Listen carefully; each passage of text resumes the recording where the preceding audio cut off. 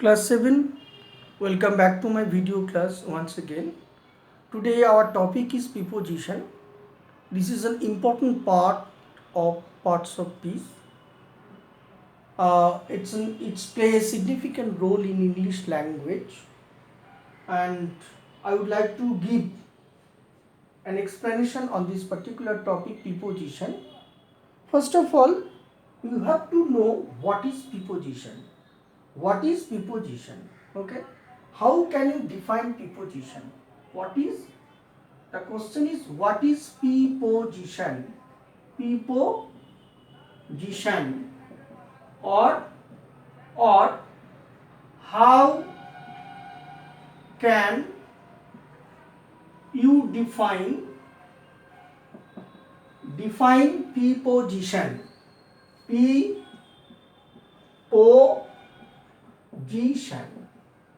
Okay, and the answer is preposition is a word. Preposition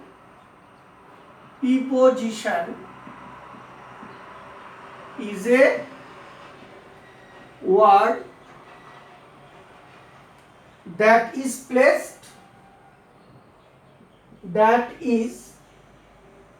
placed before a noun or a pronoun. Before a noun or a pronoun. Before a noun or a pronoun, to show its relationship. To show its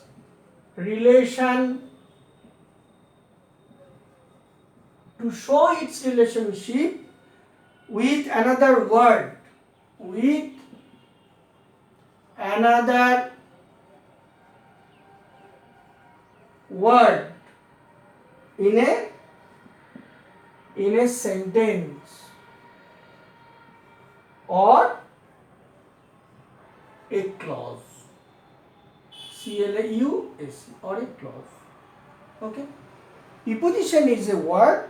preposition একটি শব্দ that is placed before a noun or a pronoun, যাহাকে noun অথবা প্রোনাউনের পূর্বে বসানো হয়। বসিয়ে কি হয়? তার সম্পর্ক তৈরি করা হয় বাক্যের অন্যান্য শব্দগুলির সঙ্গে। তাকেই আমরা কিন্তু প্রিপোজিশন বলি। তুমি বলবে কীরকম? দেখো, আমরা যেমন বাংলা ব্যাকরণে কী করি, বিভিন্ন কারক আছে যার দ্বারা ক্রিয়ার সঙ্গে অন্য কোনো পদের সম্বন্ধ বোঝায়। কেমন? যেমন ধরো, আমি বললাম একটা সেন্টেন্স বললাম, Ram, suppose Ram it's. Suppose আমি একটা সেন্টেন্স বললাম, রাম ইটস। রাম ইটস মানে রাম খায়, রাম ইটস। ওকে, তাহলে এখানে কোনো প্রিপোজিশন বা পদান্বয়ে অব্যয়ের দরকার নেই। দরকার আছে কি? দরকার নেই। কিন্তু ধরো আমি যখন কারকের সাহায্য নিয়ে যখন ইংরেজিতে কোনো সেন্টেন্স লিখব, তখন অবশ্যই তোমাকে কি করতে হবে? প্রিপোজিশনের দরকার হবে। যেমন ধরো আমি বললাম, সে আমাকে একটি বই দিল। সে আমাকে একটি বই দিল, তাহলে কি হবে? He gave a book to me. তখন তোমাকে কিন্তু এই টু তোমাকে লিখতেই হবে। He gave a book to me, সে আমাকে একটি বই দিল। কাকে বই দিল? সে আমাকে একটি বই দিল। তাহলে আমাকে, এই যে আমাকে এখানে কে বিভক্তি আছে, ঠিক আছে? এই কে কথাটাকে বোঝাতে গিয়ে তোমাকে কি করতে হচ্ছে? এই কে কথাটাকে বোঝানোর জন্য তোমাকে টু প্রিপোজিশনের ব্যবহার করতে হচ্ছে। হি gave a book to me. কেমন? তারপর ধরো আমি বললাম, আমি কাঁচি দিয়ে কাগজ কাটি। আমি কাঁচি দিয়ে কাগজ কাটি, তাহলে কি হবে? I cut the paper with scissor. আমি বললাম আই কাট দ্য পেপার, আমি কাগজ কাটি, তাহলে আমি কাগজটিকে কাটি, আই কাট দ্য পেপার। এবার আমি বললাম উইথ মানে দিয়ে, কি দিয়ে? With scissor, SCISSOR, with scissors. তাহলে এখানে দেখো উইথ কথাটা আমি বসিয়েছি। তাহলে দিস ইজ কল্ড প্রিপোজিশন। এই উইথ কি প্রিপোজিশন, অর্থাৎ নাউনের আগে সিজারের আগে উইথ শব্দটা বসেছে, বসে কি করছে এই উইথ কি করছে অন্য যে পদগুলি রয়েছে তার সঙ্গে এখানে নাউনের সম্পর্কটা স্থাপন করছে। ঠিক আছে, সেই জন্য প্রিপোজিশন সবসময় কিন্তু ইংলিশ ল্যাঙ্গুয়েজে একটি গুরুত্বপূর্ণ ভূমিকা পালন করে। কেমন, আমি দেখাচ্ছি তোমাকে, আরো এক্সাম্পল দেখাচ্ছি।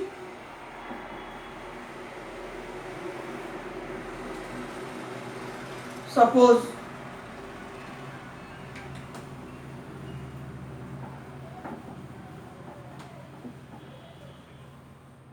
ধরো মনে করো তোমাকে বললো যে এরকম কতগুলো প্রিপোজিশন, ঠিক আছে, ধরো বললো যে অ্যাট বা ইন, এই প্রিপোজিশন দিয়ে তুমি কি করো আর কি কতগুলো কি এই যে দুটো প্রিপোজিশন, এই প্রিপোজিশনের ব্যবহার তোমাকে লিখতে বললো, তাহলে তুমি কি লিখবে?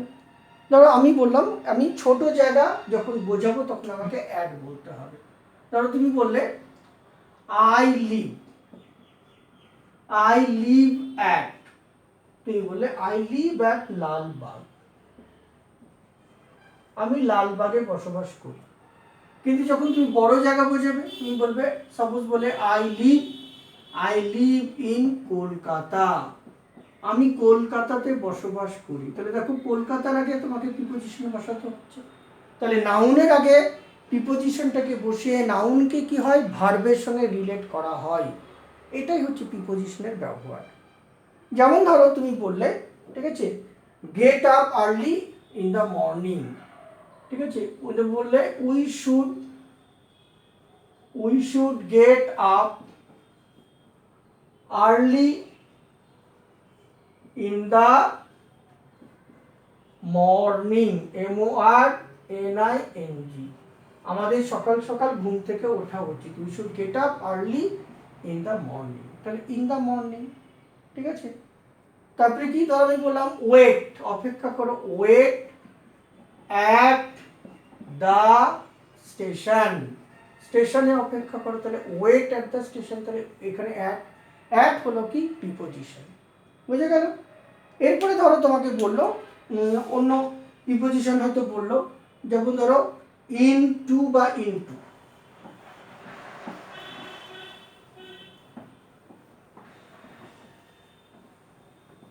ধরো তোমাকে বললো যে ইনের ব্যবহার ইন অথবা টু অথবা ইনটু, এর ব্যবহারগুলো তোমাকে দেখাতে বললো, তাহলে তুমি কি বলবে? যেমন ধরো আমি বললাম মেয়েটি বাগানে রয়েছে, the girl is in the garden, আমি বললাম the girl is in the garden, তাহলে মেয়েটি বাগানের মধ্যে আছে, GARDEN, the girl is in the garden, তাহলে এখানে ইনটা কি, ইনটা হচ্ছে তোমার প্রিপোজিশন। আবার দেখো আমি বললাম the girl is coming into the garden, এবার আমি বললাম দ্য গার্ল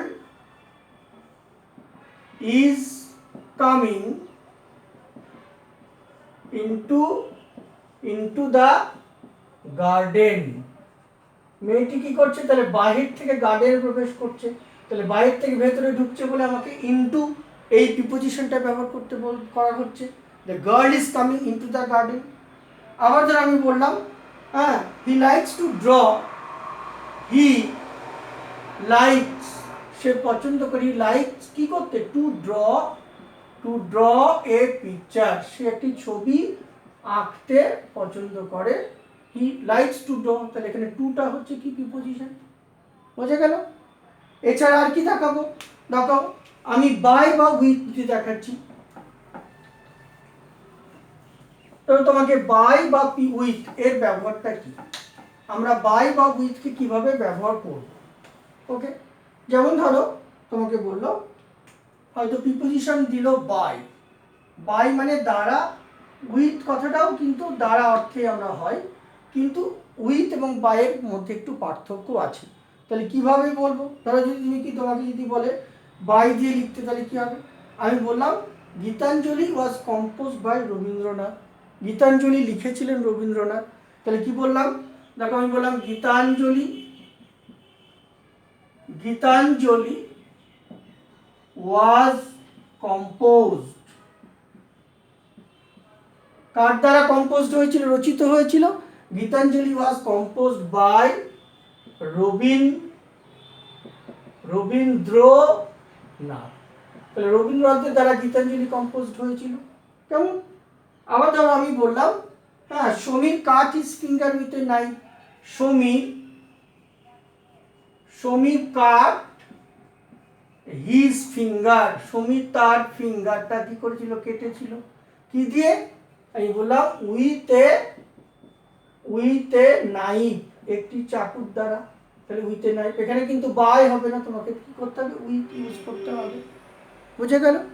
তাহলে এইটা হচ্ছে তোমার বাই বা উইথের ব্যবহার। তারপরে ধরো আমি তোমাকে বললাম, বিসাইড, BESID, বিসাইড, আর BESIDES কোথায় বসবে? ওকে, বিসাইড বা বিসাইডস এই দুটোর মধ্যে পার্থক্য কি? যেমন কিরকম? যেমন ধরো আমাদের বাড়ির পাশে একটি পুকুর আছে, তাহলে there is a tank beside our house. তাহলে এই বিসাইড দিয়ে বলে কি হবে? তুমি বলে there is a tank, tank মানে পুকুর। তাহলে দেয়ার ইজ এ ট্যাঙ্ক, একটি পুকুর আছে কোথায়? There is a tank beside, beside our house, আমাদের বাড়ির পাশে একটি পুকুর আছে, তাহলে বিসাইড আওয়ার হাউস। এবার ধরো তুমি বললে বিসাইডস দিয়ে লিখবো, তাহলে কি হবে? তাহলে করলে কি হবে? Many other boys beside Ratan were present. তাহলে মেনি, আমি বললাম many other boys besides Ratan, মানে রতনের পাশাপাশি আরো বালক উপস্থিত ছিল। তাহলে many other boys besides Ratan were present. আমরা এইভাবে কি করব? আমরা বিসাইড বা বিসাইডস এর ব্যবহারটা করব। বুঝে গেল? এরপরে দেখো আমি দেখাচ্ছি কোথায় আমরা অন, ওভার এবং অ্যাবোভের ব্যবহার করব।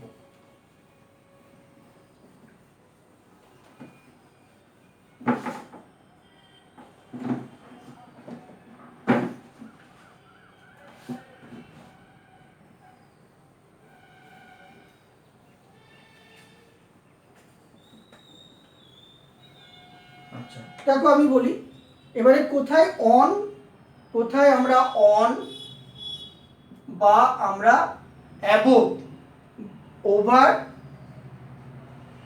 অথবা অ্যাবোভের ব্যবহার আমরা করব। ঠিক আছে? তাহলে কোথায় আমরা অন, ওভার এবং অ্যাবোভের ব্যবহারটা করব কিরকম? যেমন ধরো আমি বললাম যে arrange the books on the shelf, বইগুলিকে তাকের ওপর সাজাও। ঠিক আছে? তাহলে কি হবে? Arrange, ARRANGE, arrange the book, বইগুলিকে সাজাও কোথায়? Arrange the book on the shelf, SHELF, অর্থাৎ সেলফের উপরে বইগুলিকে সাজাও। তাহলে এখানে অন হলো, জাস্ট সেলফের উপরে বইগুলিকে সাজাচ্ছি। এবার যদি আমি ওভার দিয়ে লিখি তাহলে কি হবে? ধরো ওভার দিয়ে লিখলে কি হবে? ধরো আমি বললাম যে the aeroplane is flying over our head, বললাম the bird is flying over our heads, তাহলে এখানে ওভার কথাটা বসবে, এখানে ওভার কথাটা বসবে। আর যদি তুমি অ্যাবোভ দিয়ে বলো তাহলে কি হবে? The sky above our head is blue, আমাদের মাথার স্কাইটা আমাদের মাথার আরো অনেক উপরে আছে। তাহলে কি হবে? তুমি বললে the sky above our head is blue, the sky above our head is blue. তাহলে এখানে অ্যাবোভ কথাটা তোমাকে বোঝাতে বললো। ঠিক আছে? এবার দেখো পরেরটা দেখাই, আমরা কোথায় সিন্স, কোথায় ফর, কোথায় ফ্রম ইউজ করব।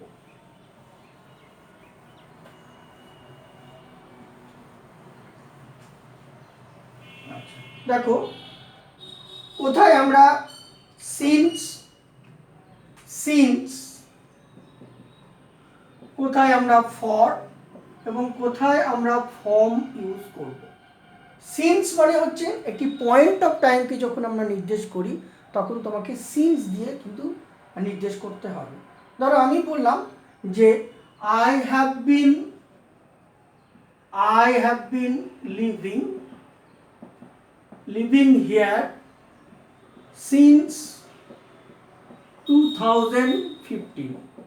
আমি এখানে 2015 থেকে আছি। তাহলে সিন্স বলতে 2015 এই পয়েন্ট অফ টাইমকে নির্দেশ করছি কি দিয়ে? সিন্স কথাটার মধ্য দিয়ে। কেমন? আবার দেখো ডিউরেশন অফ টাইম বোঝালে তোমাকে কি করতে হবে? ফরের ইউজ করতে হবে। তুমি বললে আই হ্যাভ বিন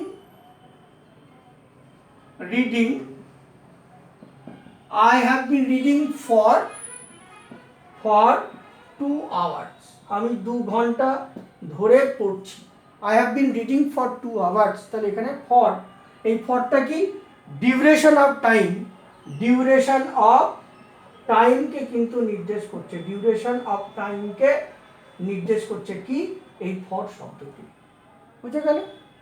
এবার দেখো ফ্রম দিয়ে যদি আমরা বলি তাহলে কি হবে? দ্য সেকেন্ড ওয়ার্ল্ড ওয়ার ওয়াজ ফট ফ্রম। আমি বললাম the second world war was fought from, দ্বিতীয় বিশ্বযুদ্ধ হয়েছিল কত সাল থেকে কত সাল? 1939 to 1945। অর্থাৎ দ্বিতীয় বিশ্বযুদ্ধ হয়েছিল 1939 সাল থেকে 1945 সাল পর্যন্ত। তাহলে তখন এই সাল থেকে এত টু এত কথা বোঝাতে গেলে আমাকে কি করতে হচ্ছে? ফর্ম এই কথাটা ব্যবহার করতে হচ্ছে। ওকে, তাহলে এটা হচ্ছে এইভাবে আমরা কি করব? প্রিপোজিশনের পার্থক্যগুলো আমরা কি করব? দেখাবো। ঠিক আছে, এইভাবে কি করতে হবে? তোমাদের প্রিপোজিশনের পার্থক্যগুলো তোমাদের কি করতে হবে? দেখাতে হবে। কেমন? তাহলে আশা করি তোমরা প্রিপোজিশনের চ্যাপ্টার বুঝতে পারলে। তোমরা ভিডিওটা ভালো করে শুনবে এবং তারপরে বাড়িতে বসে বসে গ্রামার বুক থেকে বা কোশ্চেন পেপার থেকে প্রিপোজিশনগুলো সলভ করবে। কেমন? তাহলে নিশ্চয়ই তোমাদের আর কি প্রিপোজিশন সম্পর্কে যে একটা ভালো ধারণা বা ক্লিয়ার কনসেপ্ট গড়ে উঠবে। Okay, thank you for joining me today. Thanks.